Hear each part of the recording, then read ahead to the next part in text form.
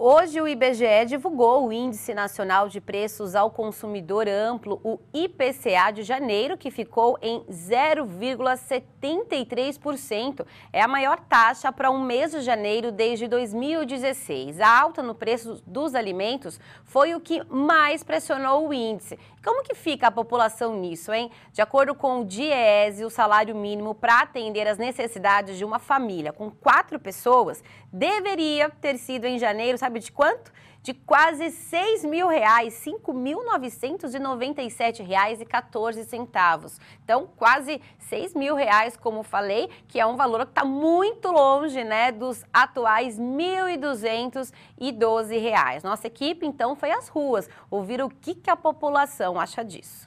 Hoje está 1.212, o que a senhora acha disso? Isso é uma pouca vergonha, em vez de aumentar o salário mínimo, que eu sou aposentado, aí o salário mínimo um pouquinho. O porquê dos deputados, dos vereadores é alto? Não é uma pouca vergonha, eu acho? Com R$5 mil por mês daria para fazer muita coisa, né? Opa, se fosse 5 mil eu tava feliz. Hoje em dia as coisas estão muito caras, mas daria para fazer coisas boas, sim, daria sim.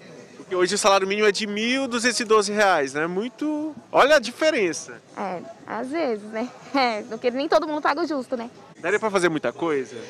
Daria. Daria para melhorar a alimentação, né? Saúde, né? Diversão, cultura, né? Acho que sim. Porque com o salário mínimo atual, muita coisa tem que ser contada, né? Sim, salário mínimo atual, mal dá para fazer um mercado, né? Mercado que é necessidade básica, né? Bom, o salário mínimo que temos hoje é aquele considerado ideal pelo DIEESE, que é quase, então, 5 vezes menor. Para falar sobre esse assunto e para entender como isso reflete no nosso dia a dia, né? Eu vou receber o economista e especialista em finanças públicas, Robson Guedes. Robson, boa tarde. Primeiro, vamos tentar explicar para o pessoal de casa, né? Como que é feito esse cálculo, né? O que entra quando se fala em necessidades básicas para uma família? Bem-vindo.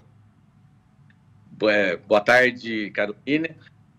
O problema hoje do salário mínimo, ele está completamente ligado ao problema da inflação. A inflação hoje no país, nos últimos 2 anos principalmente, ela ficou muito acima da média dos últimos anos. E, com isso, o básico que a população precisa para poder sobreviver dentro da cesta básica, o arroz, o feijão, o tomate, o café em pó, o óleo de soja, etc., eles subiram muito acima da inflação, né? E o salário mínimo foi reajustado muito abaixo da inflação. Então, o ganho do salário mínimo dos reajustes do governo é muito pequeno frente aos preços que foram reajustados pela inflação, o que ocasiona uma perda do poder de compra da família brasileira e, sobretudo, para quem ganha até um salário mínimo considerável. Veja você que a cesta básica hoje em São Paulo é de R$ 713 e ela consome basicamente, essa cesta básica, alimentos e consome 60% da renda de quem ganha um salário mínimo. Robson, como o salário mínimo, né, ele é baseado em toda essa questão da inflação e vai pesando todas as necessidades, né, incluindo alimentação, moradia, enfim. O que seria necessário para que o salário mínimo real que a gente tem hoje atingisse, né, se é possível, o ideal? O governo precisa, ao longo dos próximos anos, o governo central, né, precisa controlar a inflação, porque a inflação hoje tem números muito elevados e mesmo esses números elevados, alguns alimentos ou outros itens que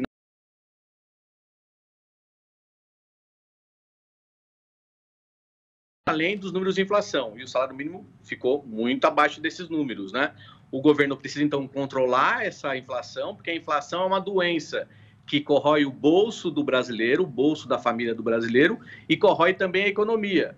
E, nesses últimos 2 anos, Carol, o que aconteceu é que ficou mais sensível esse problema, porque as famílias passaram a ter o reflexo no fogão, na geladeira e na despensa de casa, uma substituição de alimentos ou de produtos que eram básicos por outros produtos ou por nenhum produto fruto desse problema aí da economia que é a inflação. Então, é controlar a inflação, necessariamente controlar a inflação. E como você falou, a cesta básica, né, o valor dos alimentos, né, foi o que mais impactou nisso tudo, né, nessa balança toda. Ela deve aumentar mais ainda? Quais são as perspectivas?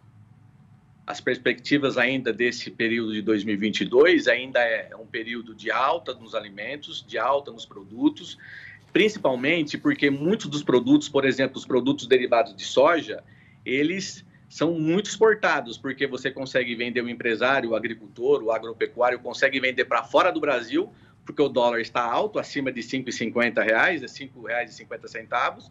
Então é melhor vender para fora do que vender para o mercado interno.